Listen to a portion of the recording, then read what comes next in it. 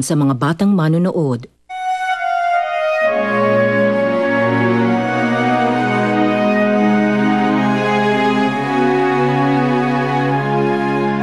Wala nang tatakbuhan! Tigil nyo na yung kalokohang yan! Hindi ko rin magkahiwalay tayo, Elise. Hoy! Elise! Diyos ko, panatilihin yung ligtas ang anak ko. Ilayo niyo po siya sa kapahamakan. Gusto ko po siya makilala. Gusto ko makabawi sa anak ko sa lahat ng mga pagkakamali ko nagawa sa kanya noon. Tulungan niyo po kami! Kailangan namin ng ambulansya sa port! Okay yan! Wala na! Matulungan niya! Sinabihan na kita, di ba? Tingnan mo ginawa mo ngayon, pinahamak mo siya, walang iya. Ah! Huwag mong iiwan ang daddy. Huwag kang bibitaw, anak. Kuya Douglas, kamusta si Elise? Hindi maganda yung lagay niya kaya diniretso na siya sa ambulansya. Kailangan kong puntahan si Elise. Anong ginagawa mo dito? Ako, Mina, kaya may karapatan ako. Tumahimik na kayo!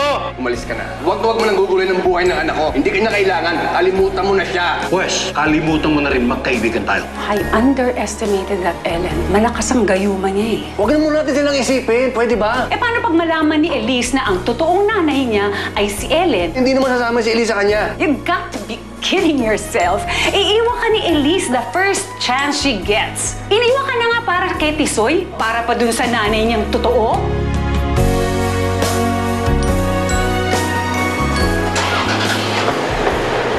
Henry, sandali. Hindi ako pwedeng umalis. Kailangan kong bantayan ang anak ko. Nakita mo naman kung gaano kagalit si Carlos.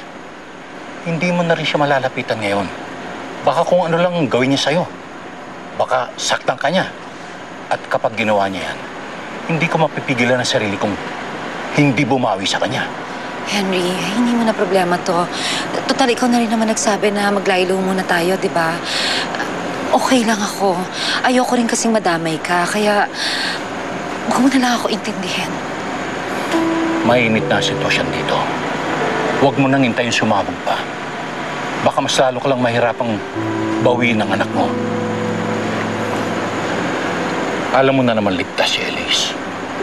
Makontento ka na ron. At sa susunod, pipiliin mo ang mga laban mo. Halika na.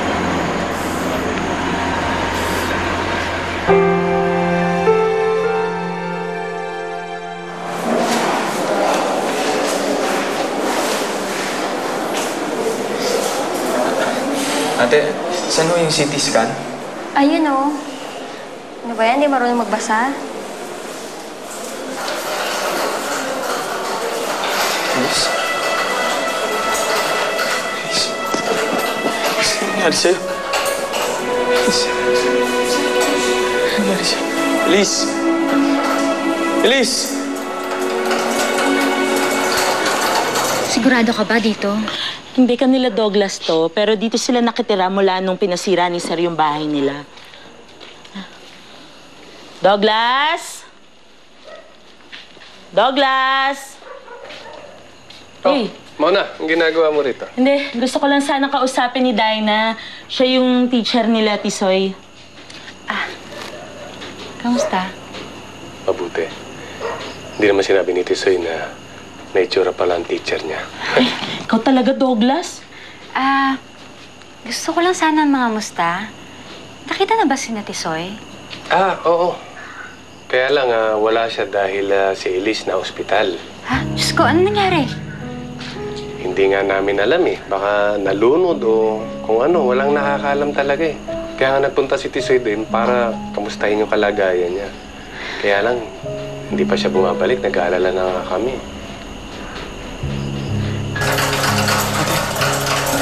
Ate, ano mo yun? Bakit siya may ganun? Oxygen? Hirap siyang huminga.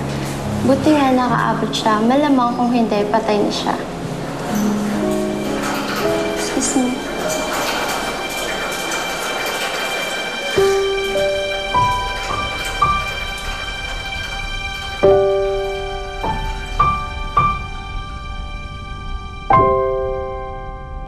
Hindi pa para sa akin ang ipagdarasal ko.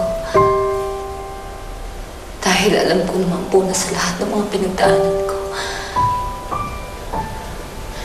hindi po ako mahalaga sa inyo. Hindi po ba? Pinabayaan niyo po ako.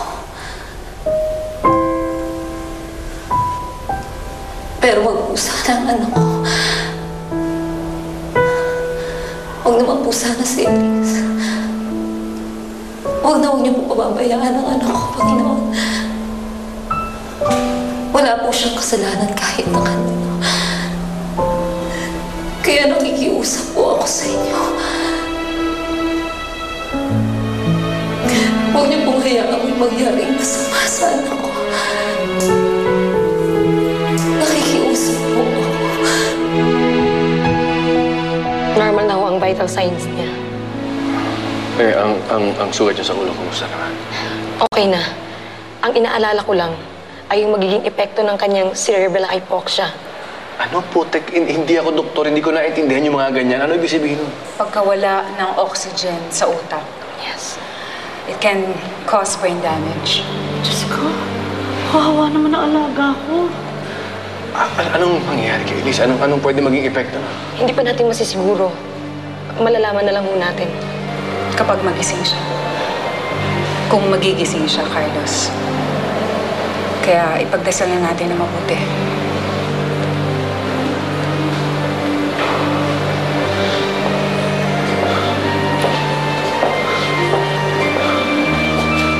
Salamat, Doc. But I want to see also the results. Yes.